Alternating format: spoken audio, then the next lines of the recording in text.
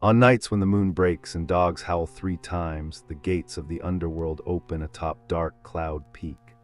Dark Cloud Peak looms to the northeast, cloaked in mist all year round. Elders say that over 100 years ago, an ancient temple atop the mountain was consumed by an eerie fire. Since then, no one dared to set foot near it. Those who did were never seen again. The village had long been shrouded in a heavy, unnatural atmosphere every year. During the 7th lunar month, someone would disappear. Despite locking doors, keeping people indoors, spreading white rice, or hanging red talismans, misfortune still struck. The missing were later found in the forest, faces twisted in terror, limbs contorted as if something had drained the life from them. The villagers whispered of the chosen ones, too afraid to call it by name. One night, the crescent moon hung like a blade in the sky. A dog howled 3 times, each cry colder than the last. Widow NG letter 1ECD and her 13-year-old daughter TH letter 1EA3O were preparing for bed when TH letter 1EA3O suddenly pointed out the window, her voice dreamy. "Mama, someone is calling me." "Who's calling? No one should be out at this hour." "It's Grandpa. Grandpa's back." NG letter 1ECD's blood ran cold. TH letter 1EA3O's grandfather, her husband, had disappeared 3 years ago on a night just like this. His body was never found. Terrified, she pulled her daughter close, locked every door, scattered ash around the house, and pasted an old talisman on the main door. But at the 3rd night watch, while she dozed off beside TH letter 1EA3O's bed, a cold wind swept in. The oil lamp flickered and died. When she woke up, the bed was empty. TH letter 1EA3O was gone. The girl's disappearance was the last straw. The village was in an uproar. They gathered at the communal house, burned incense to the gods, and debated who to send for a shaman. Few true shamans remained in those times. Eventually, they agreed to send 2 of the strongest men, Old Kin and Young Mao, to the neighboring village of K letter 1EF3 San, where it was said a mysterious shaman lived in seclusion atop a hill. 3 days later, under the scorching midday sun, a figure in an indigo robe rode into the village on a black mule. He wore a wide-brimmed hat, carried a staff engraved with ancient symbols, and his eyes were deep and piercing. Villagers stepped aside in silence. "I am Master Ta, summoned by the people of Tan L letter 1EADP. His voice was hoarse, but resonated like wind through a cave. As he stepped into the communal house, the incense bowl on the altar suddenly flared up. The smoke twisted into the shape of a crying face. Elder Lai, keeper of the altar, paled and bowed deeply. "Please help us, Master. The evil has covered Dark Cloud Peak. Every year a child is taken. This 7th month marks the 13th soul." Master Tan nodded, his gaze drifting toward the misty mountain. The sky seemed to darken with his stare. "The gates of the nether world are open. Dark Cloud Peak is no longer just a mountain. It is a passage to the spirit realm." He pulled out a stack of burned yellow talismans and an ancient coin marked with strange symbols. Whispering a spell, he tossed the coin onto a straw mat. It spun and pointed northeast. The villagers looked at each other in confusion. Only Elder Lai understood. His face turned ghostly white. "That direction, that's where the old temple once stood." "That," said the shaman, "is where the curse began." Master Ta removed his hat. His hair was snow white, yet his face didn't bear the wrinkles one would expect. He surveyed the room, then said softly, "I climbed Dark Cloud Peak once when I was young, but I didn't reach the heart. This time someone must accompany me." Silence fell. Then Mao, the brave young man who fetched the shaman, stepped forward. "I'll go with you, even if it means death. I'll bring our children back." The shaman studied him, then nodded slowly. "Good, but we must prepare. In 3 nights, on the full moon of the 7th month, when the worlds of yin and yang align, we climb the mountain." Outside, dark clouds gathered quickly. The wind chimes atop the communal house rang. Though there was no wind, rain was coming, or perhaps something else. Before the full moon of the 7th lunar month, Tan L letter 1EADP village held its breath. No one went to the fields. No one dared step beyond the village gates. Every house hung bundles of wormwood and red silk. Children were locked in dark rooms. Windows were sealed with yellow paper. The air was thick, as if a storm were waiting to break. Master Ta stayed in an abandoned house near the village communal hall, a house once owned by a young scholar who died mysteriously.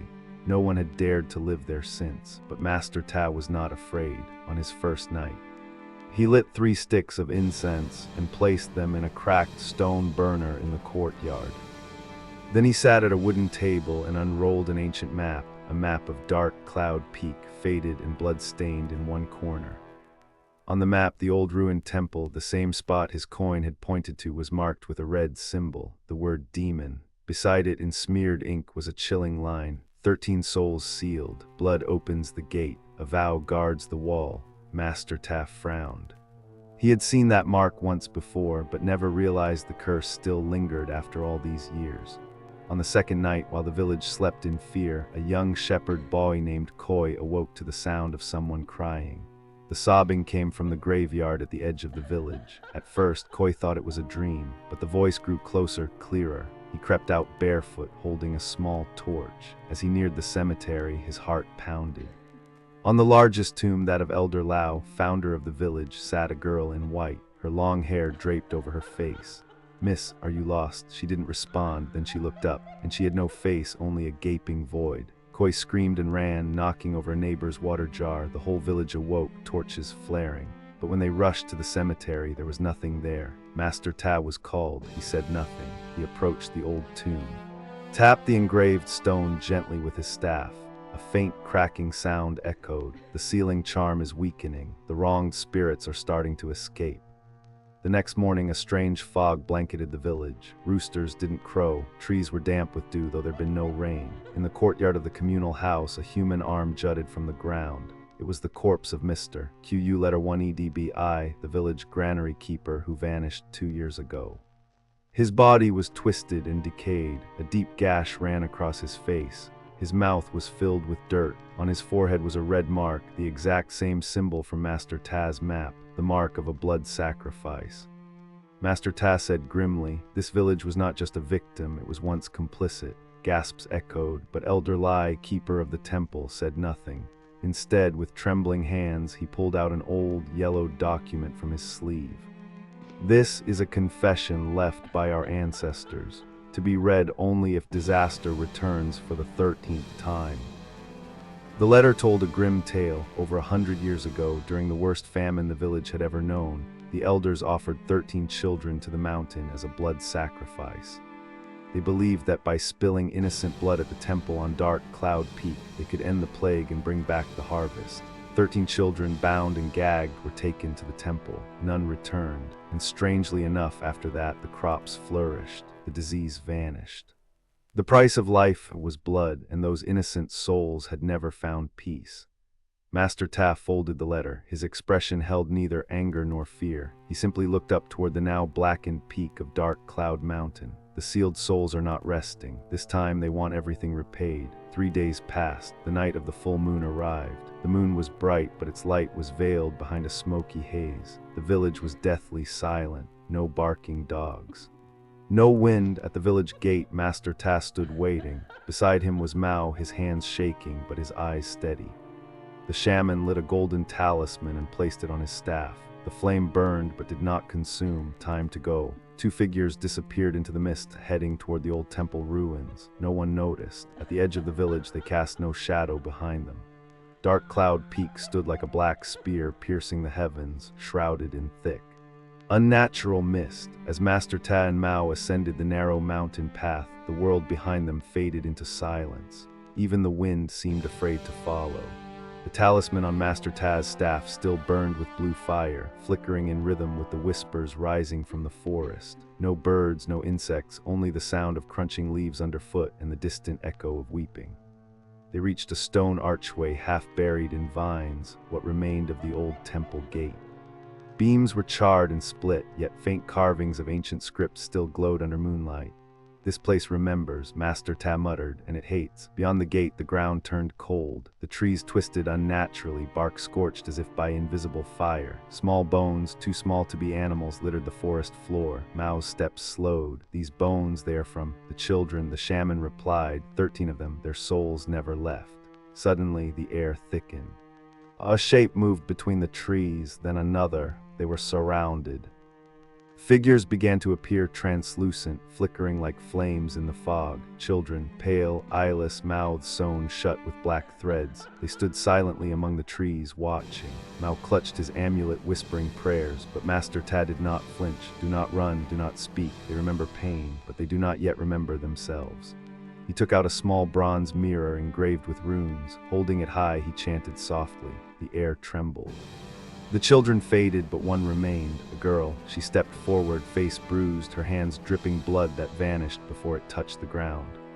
Her lips parted, no thread, only silence. She was the last, the 13th. Master Ta said quietly, the one who watched the others die. The girl raised her hand and pointed toward the heart of the mountain. She wants us to see. The ruins of the temple emerged from the mist like a corpse clawing from a grave. Broken pillars jutted out of the earth, and the altar, blackened and cracked, stood beneath a dead tree that pulsed with a dark glow. At its base was a stone circle, etched with ancient sigils. Blood fresh coated its grooves. Mao stepped back. Someone's been here recently. No, Master Ta corrected. Something still uses this place. He walked slowly into the circle and knelt. From his satchel, he pulled out 13 small wooden dolls, each bound in red string, one by one. He placed them in a ring around the altar. Then he began to chant. The wind howled. The dead tree creaked and bled sap the color of ink. From the forest, howls rose, not from wolves, but from something older. Mao looked around, heart pounding. Shadows crawled toward them, whispering. Suddenly, a hand grabbed his ankle. He looked down. The ground beneath him split, and a face emerged, screaming in silence.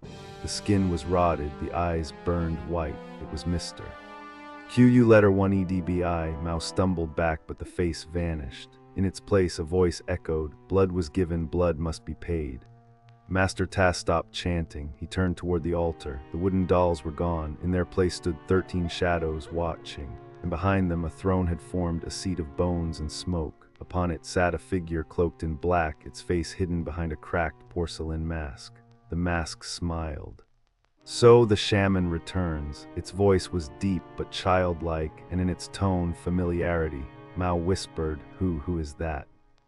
Master Ta stared at the figure, his hand tightening on the staff. It calls itself many names, but I know it as the 13th Vow.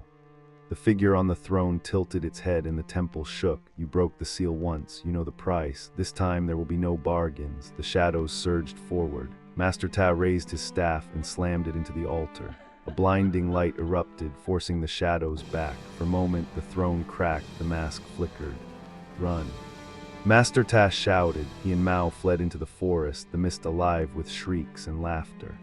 Behind them the voice of the 13th Vow echoed, louder than thunder. You came to free them, but now you belong to me. They ran, branches whipped across their faces as they stumbled through the cursed forest. The screams behind them faded into whispers, but the shadows still followed, crawling through the mist like smoke. Mao was panting hard, his legs heavy. But he dared not stop. Master Ta, though older, moved swiftly. Every step he took seemed guided, as if he knew this place or had once walked it before. When they finally emerged from the forest's grasp, they collapsed near an ancient stream where the water ran black but cold. Mao leaned over, gasping for breath, his hands trembling. What was that thing, that voice? Why did it say you broke the seal? Master Ta said nothing at first. He stared into the dark water as if searching for something beneath the surface, memories perhaps. Then he spoke, voice low, because it knows me, because once I was the boy who escaped. Mao froze. Escaped from where? From the 13. More than 40 years ago, the village of Tan El letter 1 EADP had suffered another famine. History repeated itself, or perhaps it was never allowed to end. Once again, the elders whispered of the ancient ritual, the mountain, the temple and the sacrifice. Master Ta, then just a boy named Tan, had been chosen one of the 13. They were bound, blindfolded, and taken up the same path Mao had just climbed. He remembered the smell of fear, the touch of cold stone beneath his knees, the chanting. He remembered the screams, but somehow only he survived. I don't remember how I escaped. One moment I was there, kneeling with the others, and the next I was alone in the forest, bleeding, half-mad. The villagers thought I had died. They never searched for me. He had wandered for days before being found by a wandering monk and exorcist. The man took him in, trained him, taught him the ancient ways of spirit walking, banishing, and binding. I buried my name, I buried the truth, but that night, that voice, it never left me. And now it wears a mask made from the faces of the others. Mao sat in silence, horrified. Then it was born from them, from the children. No, Master Ta corrected. It was made from their hatred. From their screams, from their betrayal. He unrolled an old scroll from his satchel. Upon it was a sigil, a circle of 13 names, all written in faded red ink. At the center, Tan. This is the curse. It binds all 13 souls together. But because I escaped, I became the anchor, the living piece. Without me, the cycle could never truly complete. Mao's eyes widened. So this isn't just about revenge. It's about finishing what was started. Master Tan nodded. That's why the 13th vow didn't kill us. Not yet. It wants me alive for now. Suddenly, the wind shifted. From deep within the forest, a bell tolled. Not a temple bell, but a funeral one. We're out of time, Master Ta whispered. The seal has fractured. The gateway is opening. The stream beside them began to flow backward. In its reflection, Mao saw something impossible. The village of Tan El Letter 1 EADP burning, but there was no smoke in the sky. It was a vision. Master Ta stood and pointed at the reflection. It's showing us what will happen if we fail. The flames engulfed homes. Villagers screamed, chased by faceless children. The skies cracked open above the mountain, and from it a black serpent of smoke slithered down, devouring all in its path. The 13th vow is no longer just a spirit. It's become a god of vengeance, a demon born from betrayal. Mao stood shakily. Then what do we do? Master Ta looked toward the summit. We end the cycle, once and for all. He pulled a dagger from his robes. The blade was obsidian, etched with golden script. This is a soul cutter, forged in the fires of H letter 1ED3 HUY letter 1EBFT, the blood lake. It can sever spiritual bonds, but only with a price. What price? Master Ta looked at Mao, eyes heavy. Blood for blood, life for life. Suddenly, the bell tolled again, louder this time. A voice echoed across the trees. Tan, come back, we're still waiting. It was the voice of a child. And it was coming closer.